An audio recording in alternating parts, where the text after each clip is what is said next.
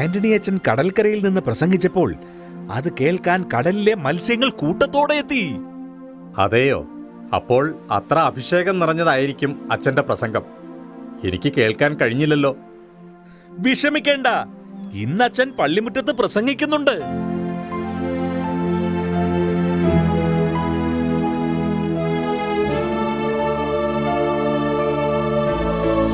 ദൈവത്തിൻ്റെ വചനം ഒരിക്കലും പരാജയപ്പെട്ടിട്ടില്ല. അവിടുന്ന് സർവാധിപനായ ദൈവവും എന്നേക്കും വാഴ്ത്തപ്പെട്ടവനുമാണ്. കഴിഞ്ഞ ദിവസം ഈ കടപ്പുറത്ത് സംഭവിച്ച അത്ഭുതത്തെ പ്രതി നമുക്ക് ദൈവത്തോട് നന്ദി പറയാം. ശൂന്യമായി കിടന്ന ഈ ദേവാലയം ജനങ്ങളെ കൊണ്ട് നിറഞ്ഞിരിക്കുന്നു. ദൈവത്തിന് സ്തുതി.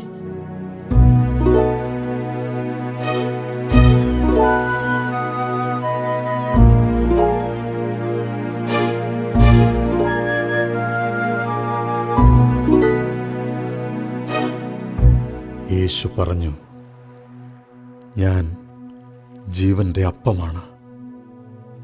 നിങ്ങളുടെ പിതാക്കന്മാർ മരുഭൂമിയിൽ വെച്ച് മന്ന ഭക്ഷിച്ചു, എങ്കിലും അവർ മരിച്ചു.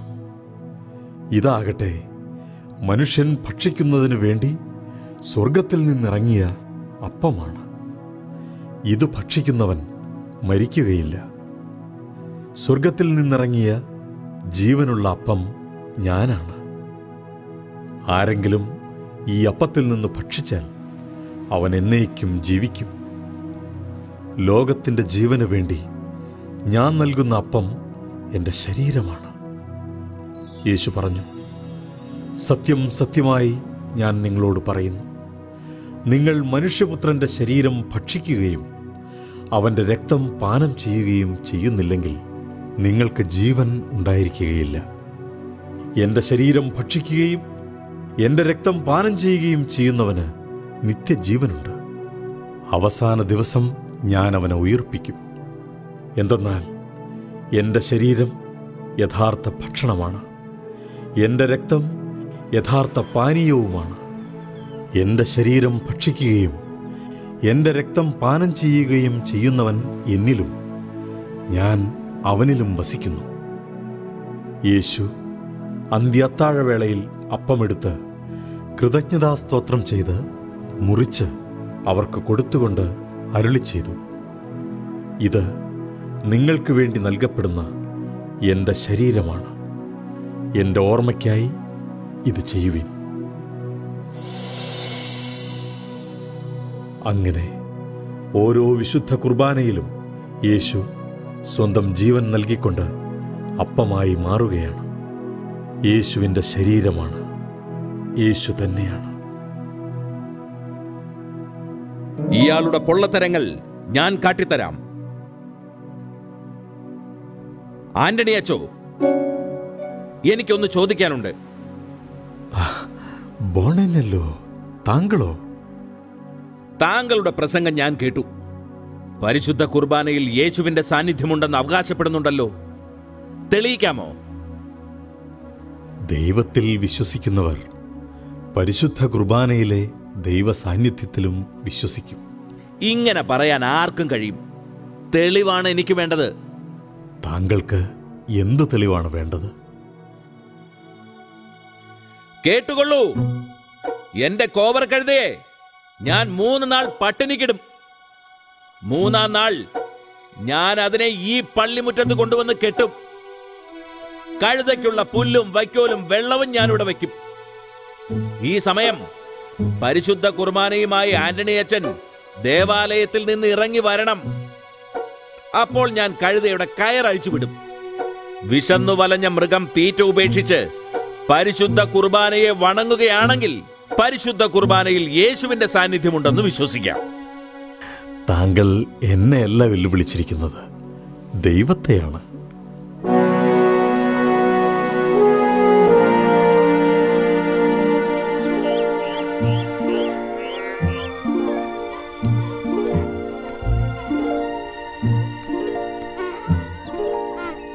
ആ കഴുതയെ 3 ദിവസം പട്ടിണിക്കിടണം. ഈ തൊഴുത്തിൽ നിന്ന് മാറ്റിക്കെട്ട്, ഒന്നും കൊടുക്കരുത്.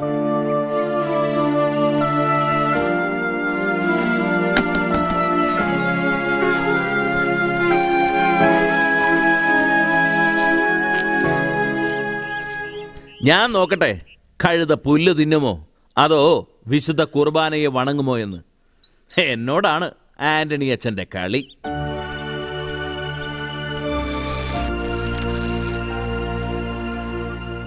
നാഥ, ബോണിനെല്ലോയ്ക്കും റൊമിനി നഗരത്തിലെ ജനങ്ങൾക്കും വിശ്വാസവരം നൽകാൻ അങ്ങ് ആഗ്രഹിക്കുന്നുവെങ്കിൽ അതിനുള്ള ഉപകരണമായി എന്നെ തെരഞ്ഞെടുത്തിരിക്കുന്നു എന്ന് ഞാൻ വിശ്വസിക്കുന്നു.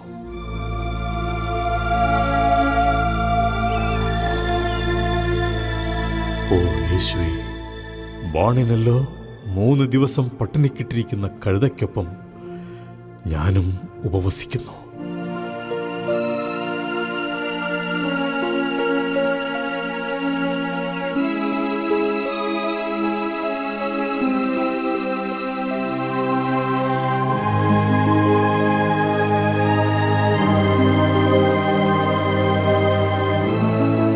ഞങ്ങളുടെ വിശ്വാസം വർദ്ധിപ്പിക്കണമേ, അത്ഭുതം നടത്തണമേ, അത്ഭുതങ്ങളും അടയാളങ്ങളും കാണിക്കണമേ.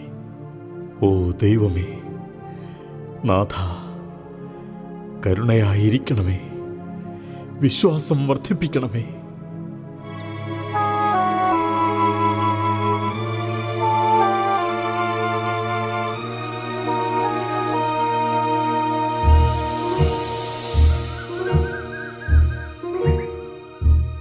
വിശ്വാസം വർദ്ധിപ്പിക്കണമേ, അത്ഭുതം നടത്തണമേ.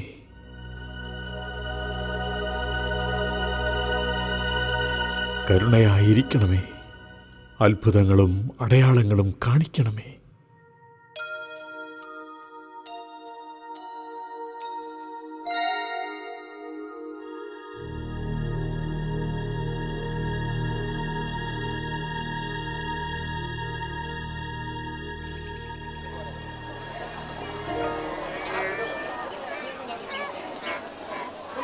ജനങ്ങൾക്ക് ഇന്ന് മനസ്സിലാകും ഞാൻ പറഞ്ഞതാണ് ശരിയെന്ന്.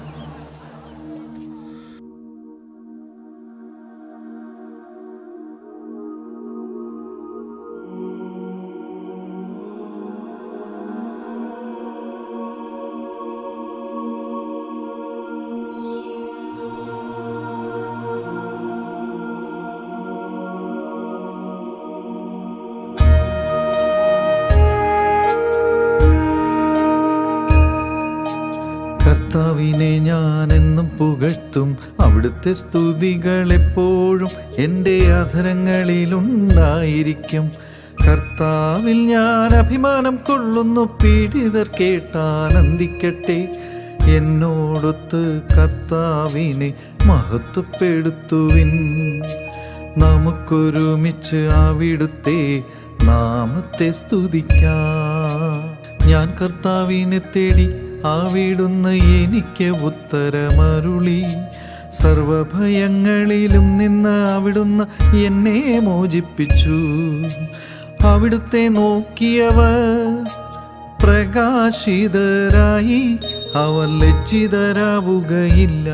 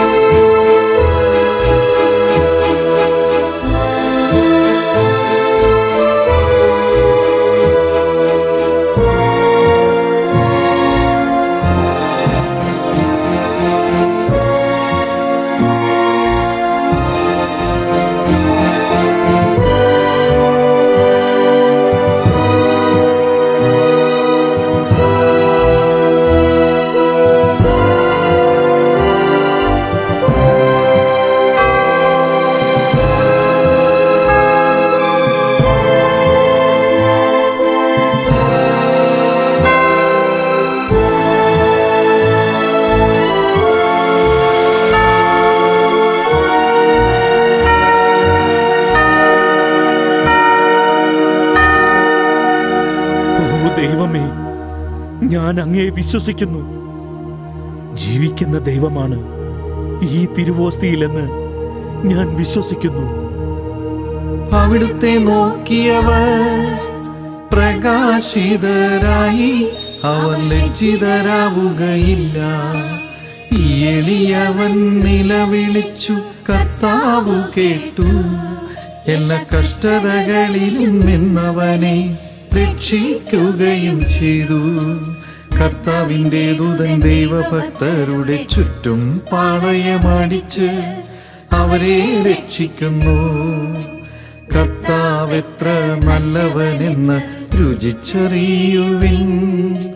അവിടുത്തെ ആശ്രയിക്കുന്നവൻ ഭാഗ്യവാൻ. കർത്താവിന്റെ വിശുദ്ധരെ, അവിടുത്തെ ഭയപ്പെടുവിൻ. അവിടുത്തെ ഭയപ്പെടുന്നവർക്കൊന്നിനും കുറവുണ്ടാവുകയില്ല. സിംഹക്കുട്ടികൾ ഇര കിട്ടാതെ വിശന്നു വലഞ്ഞേക്കാം. കർത്താവിനെ അന്വേഷിക്കുന്നവർക്കൊന്നിനും കുറവുണ്ടാവുകയില്ല. അവിടുത്തെ നോക്കിയവർ പ്രകാശിതരായി, അവർ ലജ്ജിതരാവുകയില്ല.